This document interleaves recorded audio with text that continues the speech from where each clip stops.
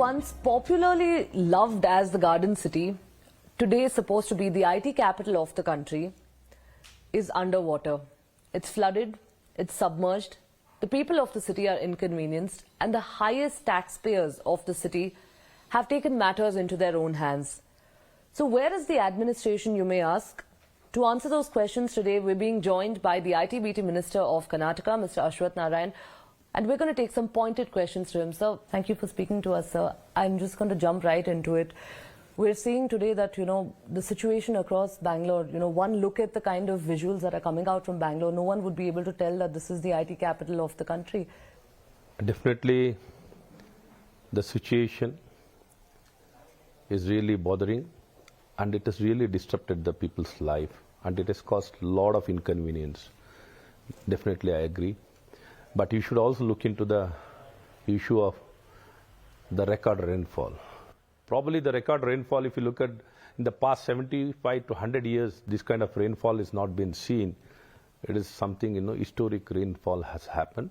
And more so, the consecutive previous 3 years also, there was a lot of rains. The same thing has continued. If you could see, this time we didn't have any summer. There was no summer in Bangalore city. So it was continuously raining. And in all the situation... So in the month of March, sir, the temperatures had gone as high as 37 degrees is, what the weather report suggests. Mr. Ashok also, in fact, had made a similar statement that Bangalore has not had a summer for 4 years almost, sir. But, that the temperatures speak otherwise. Yeah, you can look into it not one day or 1 week or few days. See, overall, if you look at where's the gap you've seen, continuously, it has not been not of any summer. Exceptionally, temperatures, some of the days it has to increase, humidity has to come out, then only all this weather changes happens. All this is part of the nature process. So you can debate this. See, whatever I make statement is always subject to scrutiny, subject to questionability. It is not that what is not there, I am not trying to make a statement. Yes. The data itself will speak. Okay, what I am trying to tell here is the data, nothing else. Probably in this direction, what I am trying to share is not to cover up anything, not to cover up any challenges. We are here to face the challenges, but the fact remains a fact. Along with this, we are making all sincere efforts. See, what are the challenges? See, suddenly it has posed the challenges. Ever we had seen this kind of challenges? It is not something, time and again we have been seeing the same challenges in those. These are the new localities where it has been showing for the very first time. Yeah. Earlier it used to be in different valleys. Earlier it used to be in more of in Bomnalli.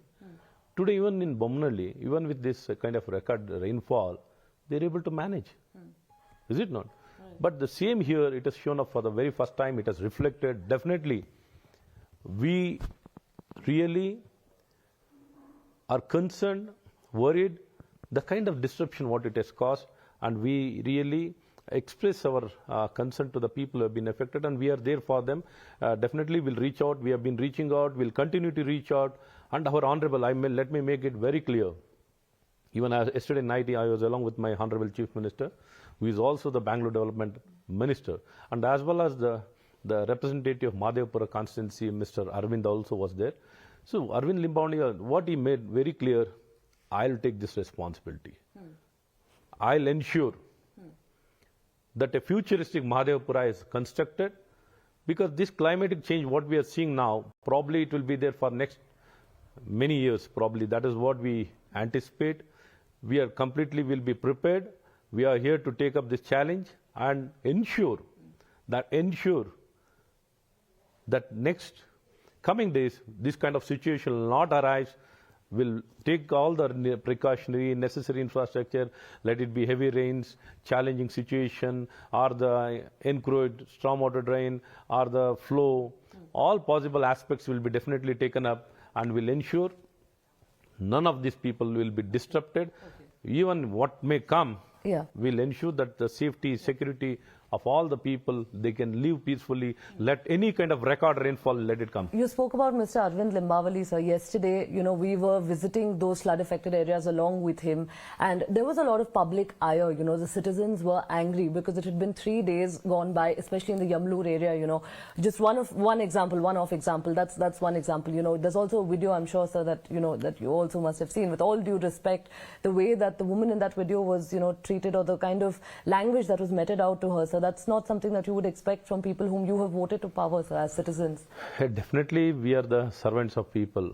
We are not the kings of people. We are the servants of people. Definitely, this kind of isolated incident can cause, heated argument.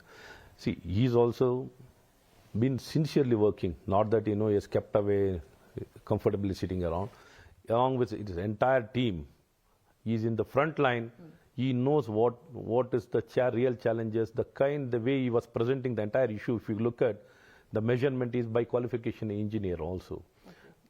Whenever I have been visiting this area, the kind of understanding what he has got really, except for that situation, whatever isolated incident, remainingly his understanding is really good. He was able to present all these facts to the Honorable Chief Minister. He was able to impress upon him to what needs to be done. So even Chief Minister has got an excellent experience since he was an irrigation minister. That's how, see, Bangalore, almost all the sluice gates of all the lakes have been sealed.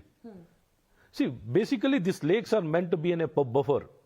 This buffer itself has added to the problems. Right. See, if you had maintained the water management would have been taken up properly, the sluice gate been opened. Now, once the tanks are filled, it is overflowing. If the water management, the buffering or the lake management water management would have been given priority or understood properly, we could have really managed well.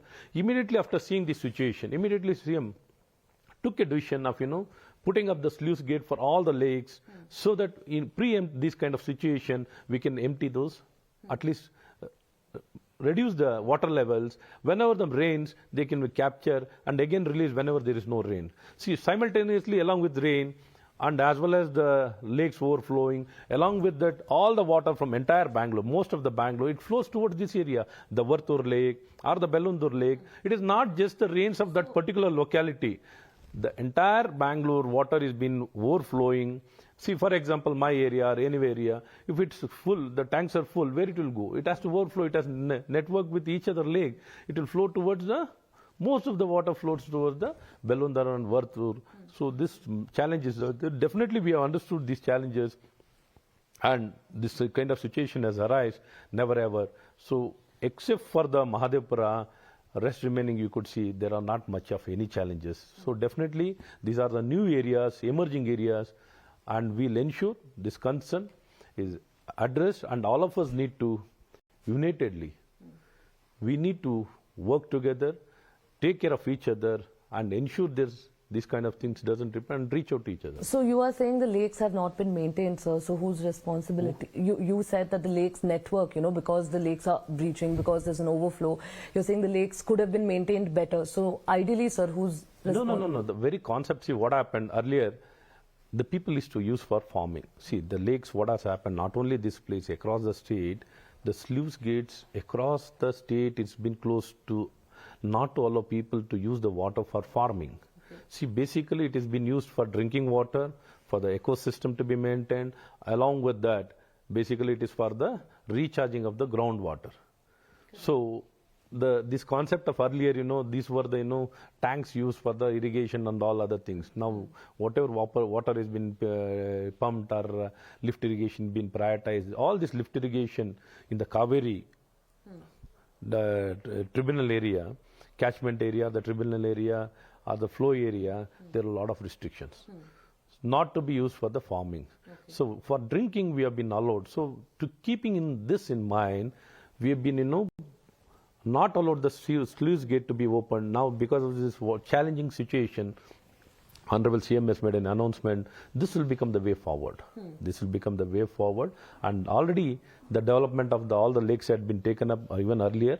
Now the sluice gate installation will also take place. 300 crore announcement also has been made. Whatever required money for that will be spent. Rest remaining also will be prioritized. Now stormwater drains also have been taken up.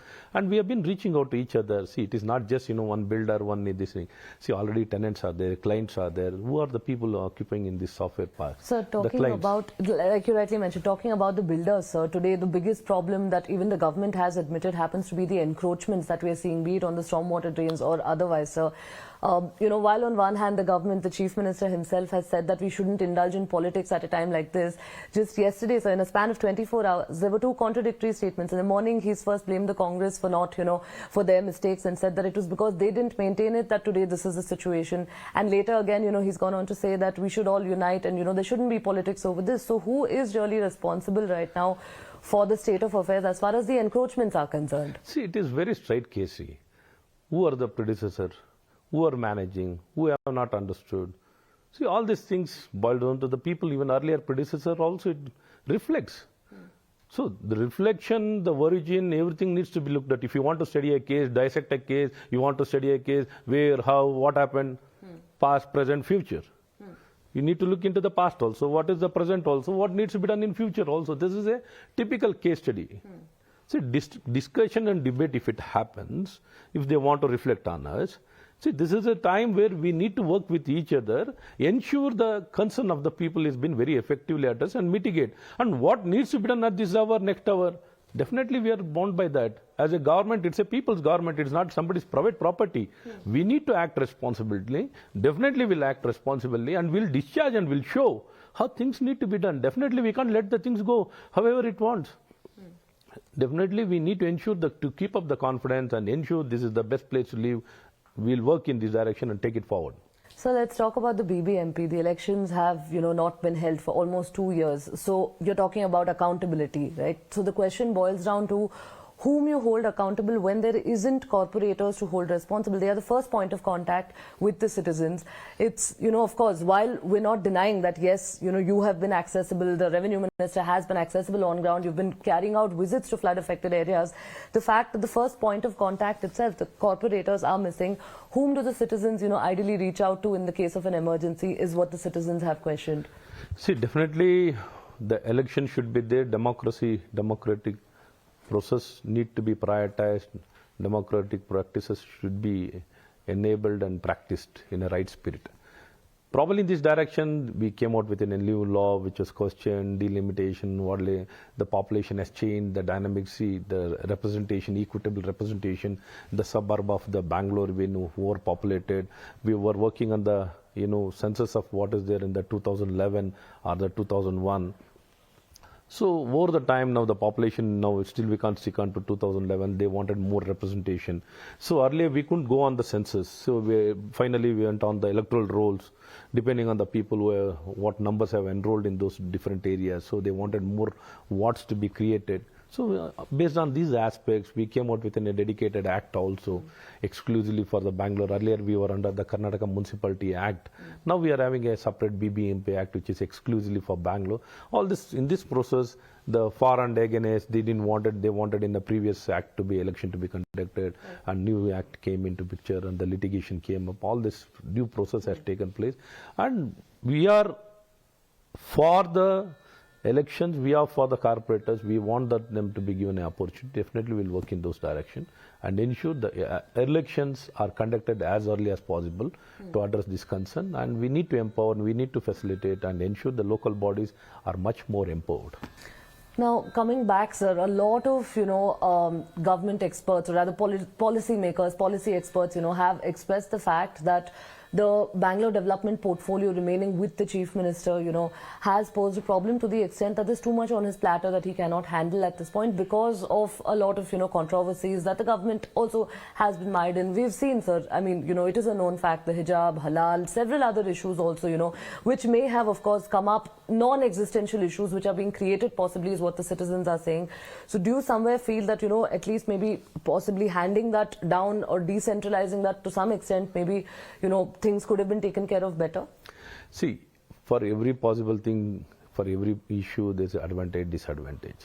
If you look at the entire issue overall, there's full of advantage only. There's small amount of disadvantage might be there. But overall, if you look at the issue, it is advantages.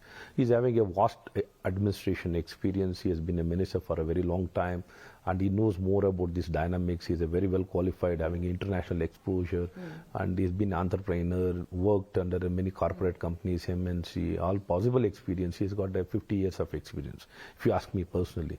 When you talk about ITBT also, when you talk about any niche area, precision area, emerging area, he knows from farmer to a techie or a spaceman. Okay. Until then, he has got the experience, and more so, in chief minister, ultimately, you know, the main nucleus or the main man in any state, it is the chief minister. When it is chaired and led by chief minister, probably it is our privilege. Then a disadvantage might be accessibility, having him every place or every possible person, you know, reaching out, talking to him, might not happen. See, it is only in there is a big mechanism being built. There is a big mechanism being built, you know, for the grievance or for the connect, putting it across the rows or catching the attention. Now, many ways are there. Media is there, social media is there, grievance system is there, and officers are there. See, officers, if you look at the kind of officers being employed in each ward for each possible work, there is an officer being designated. Yes. So it's such a big mechanism. If people are not connecting and officers are not connecting, that's also one important thing which we need to look and will ensure. And I feel personally, if the Bangalore Development Ministry has been led under the Chief Minister, is the best possible thing. Otherwise, for each and everything, imagine how many things are there, so how many areas are there. So see, it is more not only just one department, it is interdepartmental. With my experience, I can tell you it is more to do with interdepartmental. Many departments. See, many a times, each person, it works in departments. Connecting with each other department, ensuring all the issues to be resolved. Probably, I feel Bangalore has been privileged to have a chief minister as a Bangalore Development Minister is the best thing can happen. Normally, they let it go. But here is a situation. I feel personally not to just to defend this case. I'm not talking to just to defend a case. I'm telling you with the right word, the right thought. It is the best thing it can happen is having the chief minister to manage and run the Bangalore Development Authority. Bangalore Development Ministry is the best thing. Sir, now the opposition has come down hard on the government over celebrating the 1 year, Janotsava. Initially, we saw it was slated to be celebrated last month. However, owing to the communal tensions and the murder of one of your BJP workers, that was later pushed off to another date, which happens to be probably on September 8th, which is a day away. So at a time, when the entire state or when the entire city is flooded and there's so much inconvenience still being caused, we're not denying the fact that yes, the government is working, encroachments are being taken down. But having said that, is the timing of this the best time to have held it, sir? See, this natural disaster or the natural fury, which was not expected. See, these events have been planned some time ago. Again, it was replanned. And things have started working, and the people in those regions, probably it is not nothing to do with the Bangalore region, it is to do with few regions. So which they wanted to connect and organize with the people. See, not only it is not celebration, it's not a celebration or anything like that. It is only to share whatever work has happened, two-way.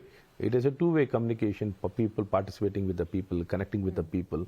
It's a democratic process. It's a way forward. And nothing should be looked into it exclusively in isolation. Those are the regions where they don't have much of these kind of issues. Their issues are totally different. So the event has been organized, they are planned, replanned, and they also not expected these kind of events will unfold. Since the preparation has happened, again, it will have its own cost, organizing, reorganizing. They want to go ahead with those events, let them go ahead with it. This has nothing to do with Bangalore or some other regions. This is only in the places where they have got not much issues. If issues is there, they can't go along with organizing these kind of events. Definitely, this is something unexpected. They've been planned to connect with as per the democratic practices. It's in the right spirit, in the right thinking, which they organized. I'll come to a question which concerns you the most, sir, the IT, BT, the entire industry. We've been reporting from those areas, from Bengaluru, from the tech parks, for almost about, a good 2 weeks now. More so, our coverage has been, for the past 3 or 4 days now since it started flooding. Residents, CEOs, in fact, employees, they all have just one concern, that that entire area has been left to be ignored. That people over there aren't being, despite paying the highest taxes today in the city, the Mahadevpura zone citizens have been left to fend for themselves. Citizen groups that have now, been formed are coming together, and they themselves have become volunteers because of no administration over there. Do you not feel somewhere that this is not going to affect the incoming IT into the city? Yeah, definitely this has been a much troubled time, and many of the people living there are pained, affected, disrupted, inconvenience been caused. And they are the people who are our pride. See, they are our pride. They've immensely contributed through their talent, knowledge and skill.